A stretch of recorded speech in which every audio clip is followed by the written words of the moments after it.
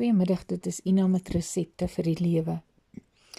Ons kyk nog steeds na die Ons Vader gebed, die resep vir gebed wat Yeshua vir ons gegee het. Ons is by die versie wat sê, laat u wil geskied, soos in die hemel, net so ook op die aarde. Dit verg aktiewe oorgawe en toegewydheid om sy koninkryk in my hart te laat heers. Dit beteken dat ek elke dag kies, elke oomblik kies om sy wil te doen. Sy wil op sy manier. Iemand het op 'n dag gesê, are you prepared to do God's will, God's way? Jy sien, ons almal sê ons wil God se wil doen, maar ons wil dit op ons eie manier doen. En hierdie versie sê, laat u wil geskied, beteken dat ek my onderwerp aan sy wil. Romeine 12 vers 2 is die bekende, moenie hierdie wêreld navolg nie, maar word verander deur die vernuwing van julle denke en julle sal kan onderskei wat die goeie, aanvaarbare en volmaakte wil van God is.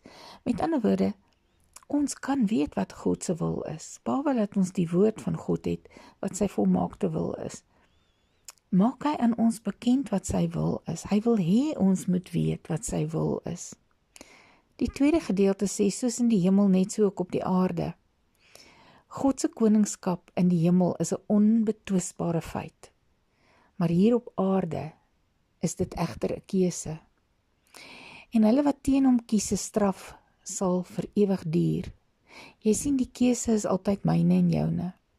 Gaan ons hom toelaat? Gaan ek hom toelaat in my hart, in my lewe, in my liggaam, my gees en my siel, om daar te heers? Gaan ek my aan hom toewy, ten spyte van? Jy sien, ons leer ons kinders, gee jou hartjie vir Jesus. En dan kan ons ook kyk wat hulle wil kyk, en ons hande en ons voete kan doen wat dit wil doen. Maar as ek vir hom sê, ek gee my lewe vir hom, dan maak ek 'n oorgawe van alles wat ek is. Dit beteken ek vertrou hom met my alles, met wie ek is, met my lewenssituasie. Ons koning Jesus, Yeshua, moes ook op 'n dag sê, nogtans nie soos ek wil nie, maar soos u wil. Ook hy moes daardie keuse maak om te sê, ek lê my wil neer. Ek kies om nie self beheer te hê oor my lewe nie. Op die dag van Pesach, toe Jesus gekruisig is, toe hy die paaslam was, het die hemel en die aarde mekaar ontmoet. Daar's nog so 'n dag. Dit is die dag Yom Kippur, die dag van versoening, die allerheiligste dag van God se volk. En dis vandag Yom Kippur. Die dag wat die hoëpriester in die enigste dag wat die hoëpriester in die allerheiligste kon ingaan om vir die volk versoening te gaan doen. Aan die kruis, en toe hy gesterf het Jesus Christus, Yeshua Mashiach, in die allerheiligste ingegaan en voor die troon van God vir ons versoening gedoen. En op daardie oomblik is die voorhangsel van bo na onder geskeur. Nie van onder na bo nie, van bo na onder. 'n daad deur die hand van God self. En daardeur maak hy sy wil aan ons bekend.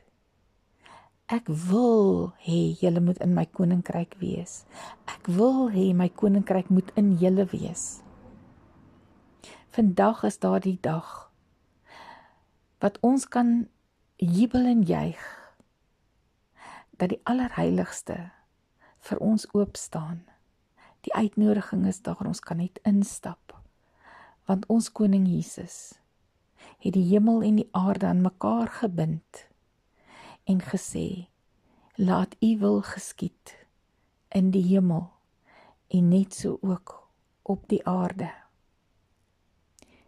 As jy nog nooit vir hom dankie gesê het vir daardie spesifieke daad nie, is vandag se dag 'n wonderlike dag om voor hom neer te val en hom te vereer vir die pad wat hy vir ons oopgemaak het, na die hart van ons Vader, na die troon van ons Vader. Dankie Vader, dat ons kan weet, dat U getrou is, en dat U wil laat geskied in ons lewens, as ons kies om ons lewens aan U oor te gee.